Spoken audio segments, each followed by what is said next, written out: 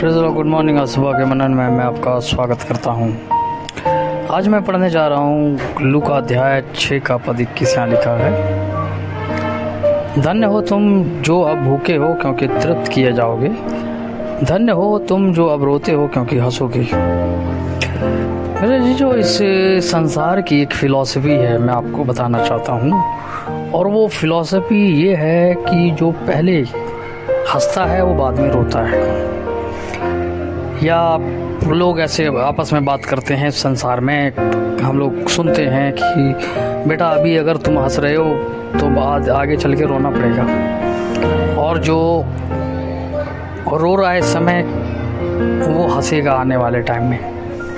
एक गेम है, वो बड़ा फेमस गेम है, पता नहीं वो कहाँ से वो गेम आया, चाइना से है या कहीं का भी गेम हो सकता है, लेकिन वो गेम ऐसा है कि जो पास से बॉल को उस बाल्टी में डाल रहा है वो हार जाता है, और जो दूर भाग के बॉल को लेकर आ रहा है वो जीत जाता है। वो आप YouTube वगैरह पे देख सकते हैं। यहाँ यीशु मसीह ने कहा, धन्य हो तुम जो अब भूखे हो क्योंकि तृप्त किए जाओगे। ये भूख जो है ये कोई शारीरिक रोटी या हम जो संसार में भोजन करते हैं उसकी भूख की बात नहीं करी जा रही है। प्रभु यीशु मसीह उस भूख के बारे में बात नहीं कर रहे हैं। प्रभु यीशु मसीह बात कर रहे हैं धर्म की भूख प्यास। धर्म पर्टिकुलर समुदाय की बात नहीं कर रहा हूँ मैं। धर्म का मतलब होता है इंसान का धर्मीपन, इंसान का अच्छाई, इंसान की अच्छाई, इंसान की इंसानियत, इंसान की मानवता, उसे धर्म कहते हैं। मेरे जीजो यहाँ यीशु मसीह ने कहा कि धन्य हो तुम जो अब भूखे हो क्योंकि तृप्त किए जाओगे। प्रभु यीशु मसीह ने कहा कि जो भूखे हैं वे तृप्त करे जाएंगे, जो सच्चे भूखे हैं।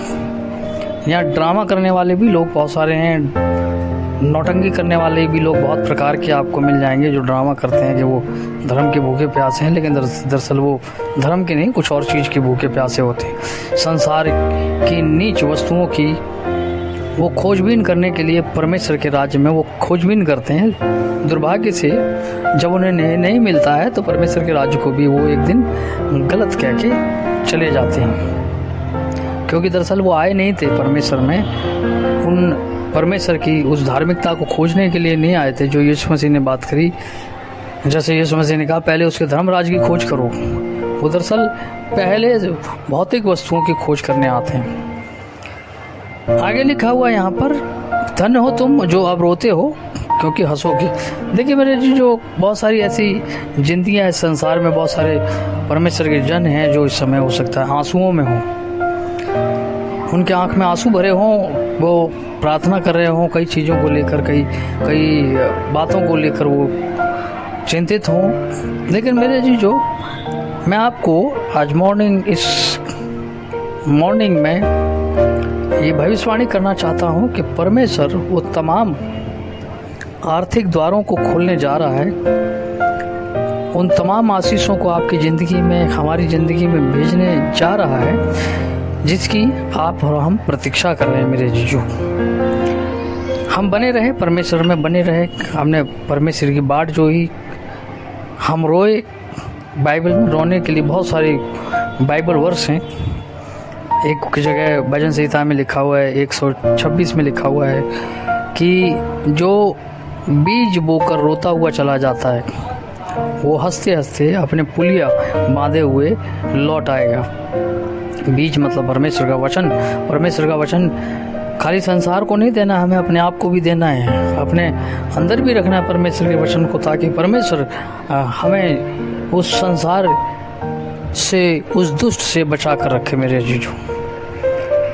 जीजो ये समय जो है परमेश्वर हमें और आपको देने जा रहा है, वो कटनी का समय है। रोने के दिन मेरे जीजो बीत चुके हैं, रोने के दिन मेरे जो बीत चुके हैं। परमेश्वर उन महान आशीषों को देने जा रहा है। अगर आप विश्वास करते हैं, रिसीव करने के अगर आप इच्छुक हैं तो मेरे जीजो इस कमेंट बॉक्स में आमीन लिखें।